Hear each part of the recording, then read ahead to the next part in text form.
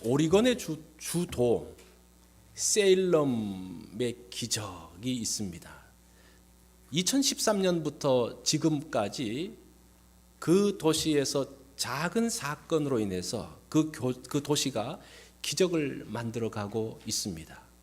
그 기적의 시작은 2013년 봄에 보이스카웃이 이제 이 도네이션을 하기 위해서 뭐 팝콘이나 초콜릿 같은 것을 파는데 어떤 신사가 와서 팝콘을 하나 사가면서 지폐를 4등분으로 접어서 주고 갔습니다.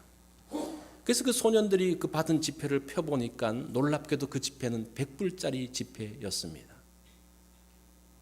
그리고 다음에 또 그 신사가 와서 초콜릿 몇 개를 사가더니만 또 4등분으로 접은 돈을 놓고 갔습니다. 또 펴보니까 100불짜리 돈이었습니다. 그렇게 해서 이 신사가 9번에 걸쳐서 거기에 900불을 도네이션 하게 됩니다. 그 보이스카우트 그 부모들이 이제 그 도시 세일럼 도시에 있는 유일한 일간지인 스테이츠먼 신문사에 이 사실을 알리게 됩니다. 그 칼럼 리스트가 그 이야기를 듣고 거기에 대한 기사를 쓰기 시작을 했습니다. 그러면서 이 신사의 이름을 모르니까 그 신사의 이름을 베니라고 지었는데 그 베니는 그 100불짜리 얼굴이 누군지 아십니까? 벤자민 프랭클린인데 그 벤자민 프랭클린의 애칭이 벤입니다. 그래서 그 신사의 이름을 벤이라고 불렀습니다. 그 기적은 거기서 끝난 것이 아닙니다. 이제 이 신사가 월마트나 타겟 또는 동네 작은 그로서리에 가가지고 특별히 이 시리얼 박스 같은데 그것도 돈을 이렇게 끼워 넣기 시작하는 거예요. 기저귀 또 화장지 뭐 그런 서민들이 사가는 그런 곳에 그 돈을 넣기 시작을 했습니다. 그래서 사람들이 와서 보니까 그 시리얼을 여는데 거기 뭐가 있는 겁니까? 100불짜리 돈이 꽂혀 있는 거예요. 그것이 지금 3년 동안 계속 이어지면 지금까지 이어지면서 계속적으로 사람들이 그것을 신문사에 제보하기 시작을 합니다. 그러면 그 칼럼니스트가 또 그것을 가지고 또 기록들을 하기 시작을 합니다. 이 10만 정도밖에 되지 않은 이 세일럼이라는 도시에서 이런 기적들을 만들어가고 있습니다. 그 첫 번째 기적은 무엇인가 하니 그 돈이 어려운 사람에게 전달이 되어졌다는 겁니다. 그래서 그 내용들을 보니까 그 돈으로 인해서 그들은 희망을 되찾습니다. 어떤 사람은 남편이 뇌졸중으로 인해서 병원에 가서 정말 병원비며 생활비도 감당할 수 없어서 그 모든 것들을 팔고 심지어는 자기의 결혼 반지를 빼서 전당포에 맡기고 돈을 빌어왔는데 그 반지를 찾을 돈이 없었는데 그 돈을 가지고 그 반지를 찾게 됩니다. 또 어떤 노숙자 부부는 지난 성탄 시즌에 그 돈을 받고 난 다음에 처음으로 모텔에 가가지고 샤워하고 잠을 잤습니다. 자, 그런 소식들이 전해지기 시작을 합니다. 또 두 번째 기적은 무엇인가 하니 나눔이 나눔을 낳는다는 겁니다. 이 베니의 집회의 소식을 들으면서 이 전당포 주인이 그 소식을 듣고 난 다음에 자기가 받은 돈을 그 부인에게 다시 돌려주면서 그 반지는 내가 다시 선물하겠다라고 그러면서 돌려줍니다. 또 그 소식이 지역사회에 퍼지니까 그 사람을 돕기 위해서 이 성금들이 몰려오기 시작을 했습니다. 뿐만 아니라 이 돈은 무작위로 가기 때문에 어려운 사람뿐만 아니라 뭐 괜찮은 사람도 받게 되어지는 거예요. 그래서 어떤 사람은 생활은 어렵지 않은데 그 베니의 돈을 받고 난 다음에 그것을 자기를 위해서 쓰는 것이 아니라 그 돈에다가 자기의 돈을 얼마를 합쳐서 어려운 사람을 돕기 시작을 했습니다. 그러면서 이 2013년부터 시작되어지는 그 나눔이 세일럼 전체에 퍼지면서 기쁨을 나누는 도시로 변해가고 있습니다. 이 내용은 한국일보 칼럼에 실렸던 그러한 내용입니다. 나눔이라는 것은 찾아가는 겁니다. 찾아가는 거예요. 사람이 찾아가든지 돈이 찾아가든지 찾아가는 거예요. 그 만남에서 기적이 만들어집니다. 성탄절은 그리스도께서 인간을 찾아오신 사건이에요. 하나님의 아들이 죄인을 만남으로 인한 놀라운 기적을 이뤄나가는 것이 성탄절인 것을 봅니다. 그래서 오늘 성탄설교 두 번째, 성탄비사 두 번째 내용은 찾아오심. 원래 예수님 시대에 있었던 그 신에 대한 생각은 그 헬라 철학에서는 최고의 신이 어떤 신인가? 어페시, 그래서 이거는 무격정, 무감각, 심퍼시 그러면 동정이란 뜻이잖아요. 그죠? 그 반대말이에요. 동정도 없고 무감각한, 그러니까 이 신은 인간들하고는 전혀 상관하지 않는 신을 가장 높은 신으로 그 당시 고대 그리스는 그렇게 생각을 했습니다. 그런데 이 하나님은 어떤 분입니까? 특별히 그 시대에 예수님 시대보다 조금 한 100년 정도 지나고 난 다음에 영지주의라는 것이 나오는데 그 영지주의는 물질을 아주 저급하게 보거든요. 그 사람들이 말하는 신은 무엇인가니 하나님 여호와는, 구약의 신인 하나님은 굉장히 저급한 신이다. 왜냐하면 물질 세계를 만든 하나님이기 때문에 저급하다. 두 번째는 인간들하고 같이 울고 웃고 만나고 그러기 때문에 그 신은 영 저급해. 그 신의 단계를 정해서 한 12번째 신의 레벨로 만들어 놓았습니다. 그게 왜 그런 거 아니? 인간을 만난다는 거예요. 인간을 만나서 뭐 하는 그 하나님은 저급한 신이라고 이야기를 합니다. 그런데 성경은 하나님이 어떤 분이라고 말씀합니까? 우리를 찾아오시는 분이라고 이야기합니다. 그래서 임마누엘이라고 이야기를 합니다. 우리를 찾아오신 분. 이것이 오늘 본문 이 출애굽기가 구약에서 나타나고 있는 성탄의 모습이 그대로 소개되어지고 있는 것을 볼 수가 있습니다. 자, 7절과 8절에 보면 여호와께서 이르시되 내가 애굽에 있는 내 백성의 고통을 분명히 보고 그들의 감독자로 말미암아 부르짖음을 듣고 그 근심을 알고 내가 내려가서 그들을 애굽인의 손에서 건져내고 그들을 그 땅에서 인도하여 내서 젖과 꿀이 흐르는 땅으로 갔다라고 말합니다. 지금 이스라엘 백성들이 430년 동안 애굽에서 살고 있었습니다. 물론 요셉이 있을 때는 괜찮았지만 그 이후에 한 400여 년 동안은 굉장히 고통과 어려움 가운데 있었습니다. 하나님의 백성들의 그 고통과 근심을 하나님은 들으시는 분이라고 이야기합니다. 그 고통과 근심을 들으시고 우리를 찾아오신 하나님, 그 하나님, 그것이 구약에서 소개하고 있는 성탄의 모습인 것을 봅니다. 우리 인간의 문제가 뭡니까? 고통의 문제잖아요. 걱정과 근심의 문제잖아요. 그래서 이 걱정과 고통의 문제를 해결하려고 사람들은 노력합니다. 그래서 내가 힘이 있으면, 내가 강해지면, 내가 건강하면 이 문제가, 고통과 걱정의 문제가 해결될 것이라고 생각을 합니다. 또 우리 가정이 정말 우애가 있고 서로 사랑하면 그 걱정과 근심의 문제를 뛰어넘을 수 있다고 생각을 합니다. 또 환경이 바뀌면 걱정도 사라지고 문제도 사라질 것으로 생각을 하고 있습니다. 그런데 이 출애굽기를 보면요, 놀랍게도 이스라엘 백성들 가운데서 이런 것들이 다 있어요.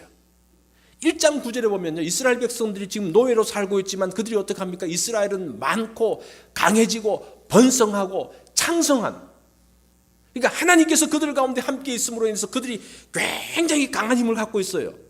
강한 힘이 있으면 고통의 문제를 해결할 수 있다고 그랬잖아요. 그죠?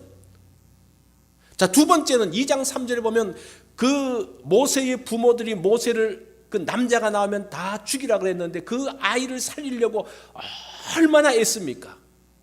그 부모의 헌신적인 사랑, 그 가정의 우애가 있습니다. 2장 23절에 보면 모세를 찾던 애굽 왕이 죽어서 환경이 바뀌어집니다.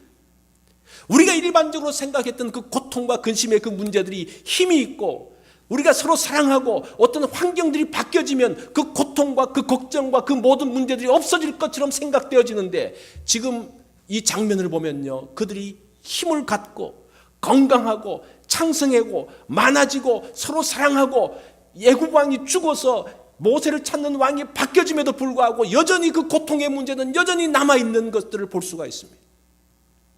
이게 지금 출애굽기 전반부를 통해서 우리에게 보여주고 있는 내용입니다. 자, 그런데 이런 내용들을 보면서 그 7절과 12절이 오늘 이 고통의 문제를 어떻게 해결하는지를 잘 보여주고 있어요. 자, 7절에 보면 이게 이 대조로서 이 성경이 이 고통의 문제를 해결하는 것들을 보여주는데, 애굽에 있는 내 백성의 고통을 보고, 이 고통이라는 단어가 히브리어 원문으로 보면요, 아나라는 단어인데 고통이라는 뜻도 있지만 굴복하다라는 뜻이 있어요. 그래서 지금 애굽에 있는 이스라엘 백성들이 왜 고통당하고 있습니까? 노예로서 지금 애굽에게 굴복하면서 살기 때문에 그들이 고통당하고 있다는 그런 내용이에요. 그런데 12절에 보면 이스라엘 백성들이 출애굽해서 애굽에서 나와서 이제 자유의 몸이 되었는데, 자유의 몸이 되었지만 그들이 나중에 누구를 섬기게 됩니까? 하나님을 섬기게 되어져요. 잘 들어보세요. 우리의 고통의 문제는요, 다른 것이 아니라 누구를 주인으로 섬기느냐에 따라서 달라진다는 거예요. 애굽에서 바로를 주인으로 모시고 살았던 사람, 하나님을 주인으로 모시고 살면서 그 모든 고통의 문제가 없어진다는 거예요. 누구를 섬기느냐에 대한 문제입니다. 고통과 근심은 누구를 섬기며 누구와 함께 있느냐, 이 고통이라는 것은 그것으로 결정되어지죠. 내가 지금 누구와 함께 살고 있고 누구를 섬기느냐에 따라서 거기서 고통이 나오고 걱정이 나오고 근심이 나오는 거예요. 그죠? 누구와 함께 있느냐에 따라서 고통과 근심이 오기도 하고 기쁨과 평안이 오기도 한다는 겁니다. 세상적으로 사람들이 갖고 있는 이 고통의 문제들은 다 그런 문제예요. 환경을 바꾸고 내가 힘을 기르고 내가 건강하고 우리가 좀 사이가 안 좋았지만 좀 이렇게 화해하고 우애로운 그것을 말하는데, 사실은 오늘 이 본문에서 말씀하고 있는 중요한 이 고통의 문제는, 근심의 문제는 누구를 섬기고 있느냐, 누구를 주인으로 모시느냐, 내 주군이 누구냐에 따라서 달라진다는 거예요. 이것이 오늘 이 성탄에서 말씀하고 있는 중요한 메시지입니다. 자, 이스라엘이 고통과 근심 가운데 있을 때 하나님은 뭐 하고 계셨을까? 자, 7절을 다시 보면 여호와께서 이르시되 내가 애굽에 있는 내 백성의 고통을 분명히 보고, 동사를 주목을 하십시오. 그들이 그들의 감독자로 말미암아 부르짖음을 듣고 그 근심을 알고, 여기서 이 동사는 본다는 것과 듣는다는 것과 안다라는 겁니다. 제가 지금부터 조금 어려운 말을 할 테니까 주목해서 들으면 이 본문을 해석하는데 눈이 열리게 될 거예요. 이 근심을 안다라는 단어 앞에 히브리 말로 키라는 단어가 있어요. 접속사가 있는데, 이 접속사가 결과로 보느냐 원인으로 보느냐에 따라서 오늘 해석이 조금 달라져요. 결과를 보면요, 안다는 것을 결과로 보면 하나님이 보고 들었기 때문에 안다는 게 돼요. 그런데 이걸 원인으로 해석하면 하나님이 그들을 아셨기 때문에, 그들의 고통과 아픔을 아셨기 때문에 그것을 보러 가셨고 그들의 말을, 부르짖음을 듣기 위해서 가셨다는 그런 뜻이에요. 자, 보세요. 하나님이 어떤 분입니까? 전혀 모르고 있다가 길 가다 보니까 또 그냥 이게 쳐다보니까 이스라엘 백성들이 힘드네. 그 사람들이 이야기를 들으면서 정말 어렵구나. 그러면서 알아요, 하나님? 그러면서 압니까? 아니면 하나님이 이미 아세요. 이미 아시는데 그 아심의 그것들을 보기 위해서 다가가시고 그들의 소리를 듣는 그 하나님입니까? 하나님은 그 하나님이죠. 우리가 고통 가운데 있고 우리가 근심 가운데 있는데 전혀 모르고 있다가 만나서 이야기 들어보고 난 다음에 너 정말 어렵네 그러면서 도와주신 하나님입니까? 그런 분이 아니에요. 하나님은 이미 모든 것을 다 알고 계시는 분이에요.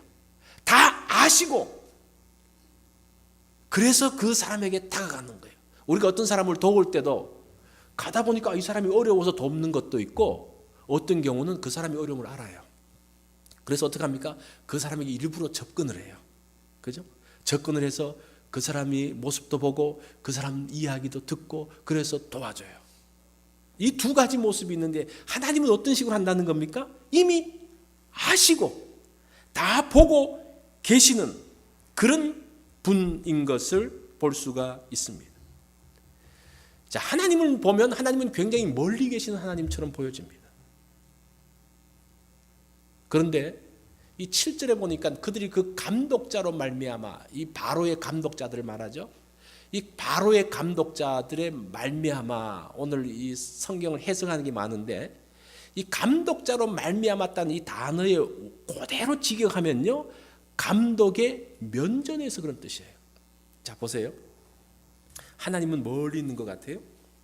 이 감독자는 바로를 섬기는데 이스라엘이 섬기고 있는 게 바로와 바로의 감독자들은 굉장히 가까이 있어요. 얼굴 면전에 있어요. 이 가까이 있는 사람이 도움이 되는 게 아니라 지금 어떻게 하고 있습니까?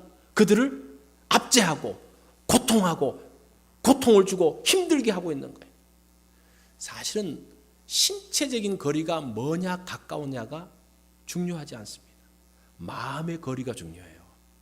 하나님은 멀리 있는 것처럼 우리가 느껴지지만 우리 그 마음의 거리는 어떻다는 겁니까? 하나님이 다 아시고 계신 하나님. 그 하나님이 우리의 그 고통의 현장에서 모르고 알지 못하는 분이 아니라 가까이 오셔서 그 모든 것들을 아시는 분이라고 말씀을 하고 있습니다.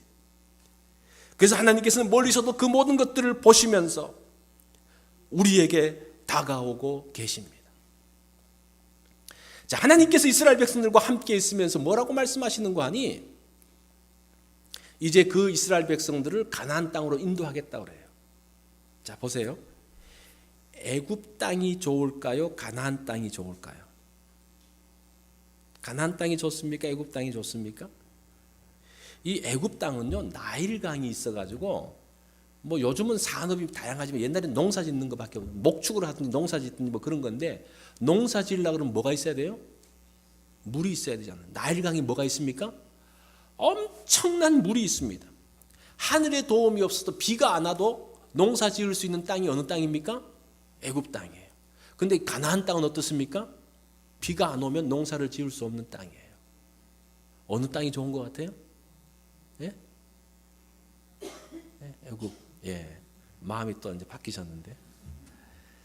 자, 이 애굽과 가나안 땅을 신명기 11장 10절로 12절에서 이렇게 구분하고 있습니다. 잘 보세요.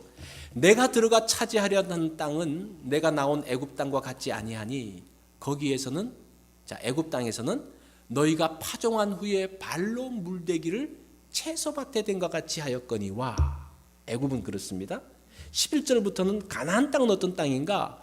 너희가 건너가서 차지할 땅은 산과 골짜기가 있어서 하늘에서 내리는 비를 흡수하는 땅이요. 비가 가둬놓지 못하고 쑥 빠지는 땅이라는 겁니다. 내 하나님 여호와께서 돌보아 주시는 땅이라. 그거 하나 차이가 나는 거예요. 자, 보세요. 애굽은 물이 많아가지고 농사를 지을 때 나일강에서부터 물을 길러다가 그쪽으로 날라야 됩니다. 사실은 그것도 힘든 거예요. 물이 많지만 그것을 그 당시는 뭐 이 수로가 잘 돼 있지 않아가지고 다 치고 발로 물을 대야 되는 거예요. 다 지게로 지고 가가지고 해야 되는 그 땅이라는 겁니다. 그런데 이 가나안 땅은 어떤 땅인 거 아니? 이 가나안에 농사 짓는 방법은 무엇인 거 아니? 그냥 씨를 뿌려놓고 그냥 가만 내버려둬요. 왜냐하면 물 갖다 댈 데도 없으니까. 그러면 비가 오면 자동적으로 자라는 거예요. 이게 참 재밌는 이야기인데 이 나일강에는 굉장히 물이 많지만 그 물을 길러다 대기 위해서 정말 힘들고 농사 짓는 게 정말 어려운데 가나안 땅은 씨만 뿌려놓고 하늘만 보고 있으면 때를 따라서 하늘에서 비가 쭉 내려가지고 이 자라는 땅이에요. 어떤 게 더 좋습니까? 쉽게 말해서 스프링쿨러가 다 작동돼 있어가지고 쫙 내려서 씨만 심어놓으면 저절로 자라는 땅. 어떤 땅이 좋습니까? 하나님이 돌보면요, 이 가나안 땅만큼 좋은 게 없어요. 이 나일강 뭔가 굉장한 것 같지만 이 나일강이 굉장히 골치 아파요. 얼마나 여기서 매년마다 엄청난 홍수들이 있어 엄청난 사람들이 죽게 되어지고 그 물을 기르기 위해서 정말 뼈 빠지게 고생해야 되는 그 고생이 있지만 가나안 땅은 없는 것 같은데 하나님이 때를 따라서 이른 비와 늦은 비를 내려주시기 때문에 씨만 뿌려놓고 가만히 손 놓고 있어도 자라는 땅이 가나안 땅이라는 겁니다.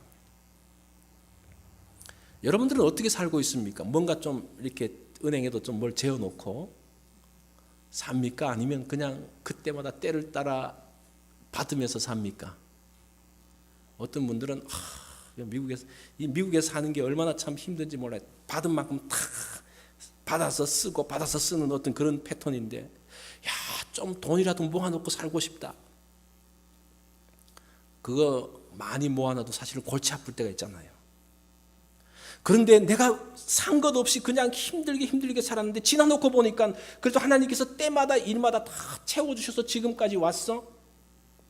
그게 가나안 땅 방식의 삶이에요. 아시겠어요? 뭔가 지금은 아무것도 없는데 지나고 나서 보니까 모든 게 다 채워져 있어요. 왜 채워져 있습니까? 하나님께서 그때마다 일마다 때마다 필요마다 채워주셔서 온 거예요.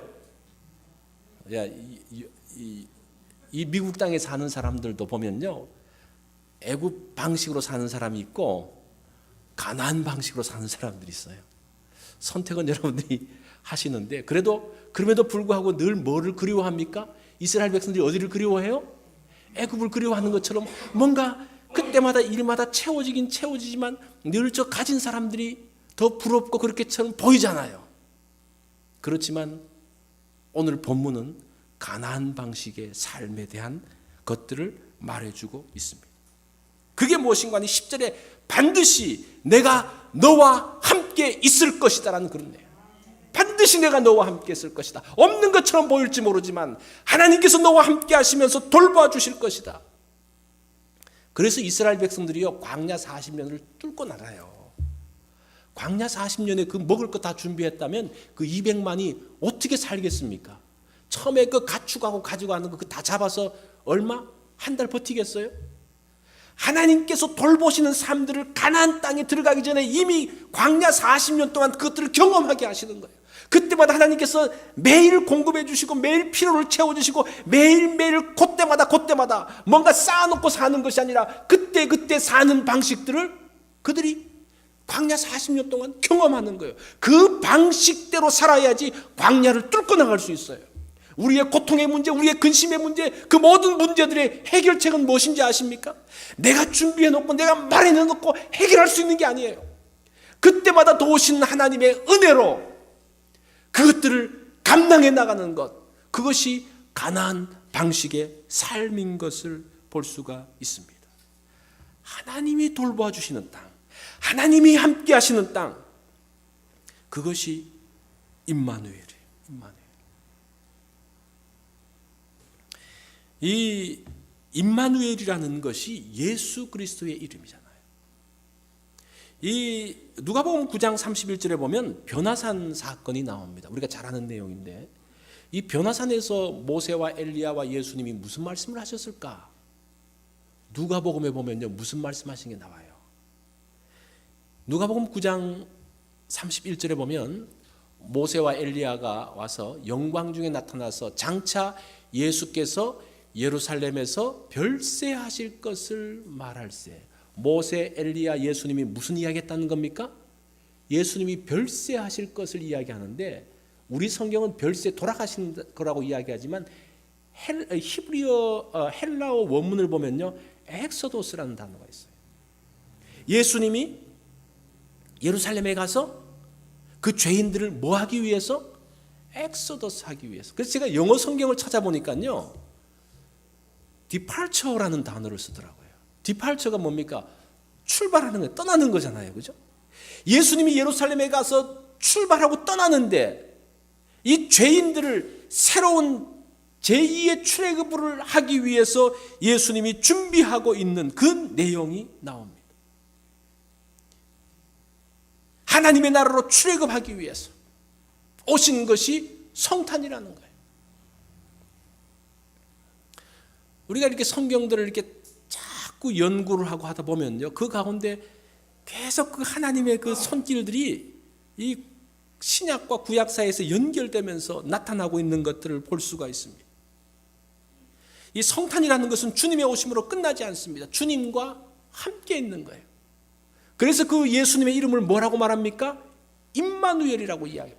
성탄은 임마누엘이에요. 함께함이에요. 이 임마누엘의 개념이라는 것은 성탄절만 있는 것이 아니라 이미 이스라엘 백성들이 출애굽하기 전에도 그 임마누엘이라는 개념이 있는 것을 볼 수가 있습니다.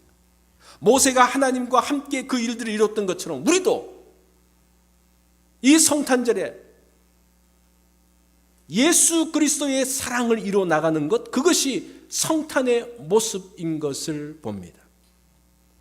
이 백불의 기적은 사실은 오리건에서만 있은 것이 아니고 캘리포니아가 원조입니다. 그래서 2000년 11월에 코스트 힐스 커뮤니티 교회에서 데니 벨러시 목사님이 11월 어느 주일날 이런 발표를 합니다. 100명의 자원자를 받습니다. 그 100명의 자원자에게 우리가 100불씩의 돈을 드리겠습니다. 그런데 이 받은 이 100불은 여러분들이 마음껏 쓰셔도 되는데 단지 이 세 개의 조건만 지키면 마음껏 써도 괜찮습니다. 첫 번째가 무엇인가 하니 이 돈은 내 돈이 아니고 주님의 돈이라는 사실을 기억하십시오. 두 번째는 이 돈이 하나님 나라의 확장을 위해서 사용하십시오. 세 번째는 90일이 되는 날 그 결과를 전 교인에게 보고하십시오 라고 하면서 자원자를 받았어요. 그래서 100명의 자원자에게 100불씩 얼마를 줬습니까? 10,000불을 줬습니다. 그 교회는 한 몇천 명 모이는 큰 교회니까 그렇게 했는데, 그러면서 이것은 하늘나라 프로젝트이라는 이름으로 시작되었습니다. 그리고 이 100명의 자원자들이 100불을 받아들고 난 다음에 돈을 가져간 사람이 고민에 빠진 거예요. 이 돈을 과연 받아오기는 받아왔는데 어떻게 써야 할 것인가? 자기가 지금까지 만져봤던 100불 중에서 가장 쓰기 어려운, 가장 힘든 돈이 이 돈이었습니다. 그리고 난 다음에 이제 90일이 지나고 난 다음에 그 돈 쓴 보고를 하게 되어지는데 온 교회가 감동의 물결에 빠졌습니다. MBC 방송은 이것을 이제 데이트라인이라는 프로그램에 방송하기 위해서 녹화를 시작을 했습니다. 그러면서 어떤 사람이 이제 나와서 간증을 합니다. 자기는 이 100불을 가지고 어린이 아동 도서를 사서 불치병 어린이 환자들에게 책을 읽어주는 일들을 했습니다. 그러면서 자기가 그 있었던 일들을 쭉 간증을 했습니다. 두 번째 사람이 나와서 자기는 가난한 사람에게 이 하나님의 이름으로 이 돈 이것들을 도와줬습니다. 어떤 사람은 이 100불을 가지고 많은 사람들이 예수 영화를 보여주는데 이제 이 일을 하려고 하는데 친구들이 도와줘서 6,000불의 돈이 만들어져서 그거를 가지고 예수 영화를 상영했습니다. 어떤 사람은 유산하거나 어린 아기를 잃은 가정에게 먹을 것과 또 꽃을 갖다 주면서 위로하는 일을 했습니다. 어떤 사람은 미혼모 보조금으로, 어떤 사람은 교도소 사역을 위해서, 어떤 사람은 멕시코의 무주택자를 위한 그 주택기금으로, 또 어떤 사람은 중국 신학교의 그 신학생을 위한 장학금으로 쓰기 시작했습니다. 어떤 사람은 $100를 가지고 이제 그 도우려고 했는데 그 돕는 일에 사람들이 많이 참여하면서 90일이 지나고 난 다음에 13,000불이 되어서 그 돈을 가지고 돕기도 했습니다. 그러면서 그 모든 간증들이 정말 놀랍고 감동적인 이야기였습니다. 그래서 이제 결산을 90일, 3개월이 지나고 난 다음에 이 주님의 돈 10,000불로 시작되어져서 그 지역과 전 세계의 25만 명에게 직접적 간접적으로 혜택이 돌아가게 되었습니다. 그리고 이 돈은 90일이 지나고 난 다음에 이 만 불이 15만 불로 불어가지고 같이 참여하기도 이렇게 해서 불어서 이 돈이 지역 사람들에게 도움이 되어졌습니다. 그러면서 이 참가한 사람들이 공통적으로 느낀 것이 있는데 그 첫 번째가 무엇인고 하니 교회에서 받은 100달러만 자신의 돈인 줄 알고 그 하나님의 돈인 줄 알고 쓰려고 그랬는데 나중에 보니까요 자기 시간, 자기의 재능, 자기의 돈까지 하나님의 돈이라는 사실들을 알게 되었다. 그러면서 자신이 하나님의 청직이라는 사실을 알게 되었다라는 간증을 했습니다. 두 번째는 이 프로젝트를 통해서 그동안 교회는 폐쇄되어진 공동체, 교인들끼리만 노는 것으로 생각을 했는데 그런 부정적인 시각에서 벗어나서 지역사회와 전 세계로 열려있는 거룩한 사랑의 공동체라는 사실들을 깨닫게 되었다. 마지막 세 번째는 무엇보다 참가자들이 영적으로 성숙하는 기회가 되었다라고 말을 했습니다. 이것이 끝나고 난 다음에 이 사람들은 6가지 비밀, 하늘나라 프로젝트 이후 6가지 비밀이라는 것을 자기들이 이제 만들어 봤는데 그 첫 번째가 무엇인가 하니 첫 번째 비밀은 이 일로 인해서 받는 것보다 주는 것이 더 복된 것임을 알았다. 두 번째 비밀은 하나님이 우리의 기도에 응답하신다는 것을 알게 되었다. 세 번째 비밀은 모든 것이 다 하나님의 것임을 알게 되었다라는 겁니다. 네 번째 비밀은 작은 돈으로도 얼마든지 큰 일을 할 수 있다는 것을 알았다는 겁니다. 다섯 번째 비밀은 섬길 기회가 우리 주변에 항상 있고 너무나 많다는 것을 알았다는 겁니다. 여섯 번째 비밀은 우리 인생에서 참으로 중요한 것이 무엇인지 배우게 되었다라는 겁니다. 이것이 주님의 성탄에 참여하는, 주님이 우리를 찾아오신 것처럼 우리도 주님의 사랑을 가지고 찾아가는 것이 성탄의 모습이라는 겁니다. 우리 교회는 매년 이제 성탄절에 성탄 헌금의 그 절반을 나누어서 우리가 이제 그 이웃에게 나누는 그런 일들을 하게 됩니다. 그래서 우리가 이번에 당회에서 모여서 올해도 어떻게 이 돈을 써야 될 것인가를 이야기하다가 이제 우리도 한번 이런 것들을 해보자. 우리 교회가 쓰지 않고 성도들에게 돈을 나누어줘서 그래서 1인당 우리는 많이 써서 200불씩 해서 10명의 지원자를 받으려고 그래요. 그래서 10명의 지원자가 200불씩 그 돈을 가지고 주님의 사랑을 전하는 일을 하게 될 건데, 그래서 제가 그 이야기를 듣고 제가 성경을 보면서 우리는 도대체 무슨 프로젝트를 해야 될 것인가, 제가 이 말씀을 묵상하면서 우리는 임마누엘 프로젝트이다, 함께 하심이잖아요, 그죠? 임마누엘 프로젝트라는 이름을 붙여봤는데, 그래서 이 돈은 세 가지 조건, 이제 그 코스트 힐 교회처럼 첫 번째는 내 돈이 아니고 주님의 돈이라는 같은 거죠. 두 번째는 이 돈이 어디에 쓰이는지 상관없이 예수님의 사랑을 전하는 일에 사용할 것.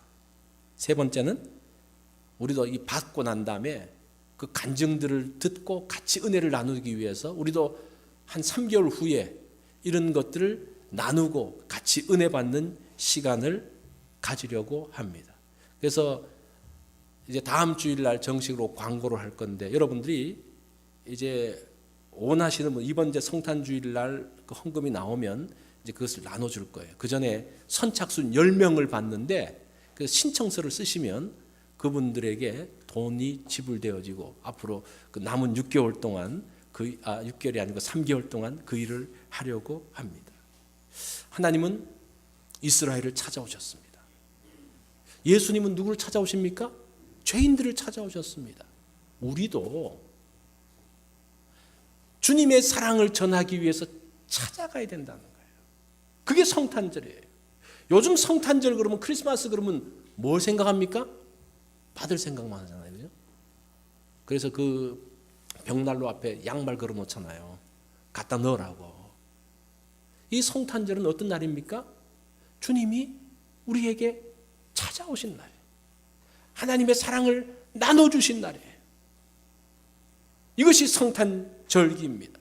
그래서 이번에는 우리도 누군가를 찾아가서 주님의 사랑을 나누는 절기가 되기를 바랍니다. 그렇게 하면 정말 이 절기를 통해서 우리가 큰 은혜를 누리고 예수님의 사랑이 무엇인지 알 수 있을 거예요. 하나님의 마음이 어떤지를 알게 될 겁니다. 그것이 성탄절기를 지키는 우리의 모습입니다. 우리 다 같이 기도하겠습니다.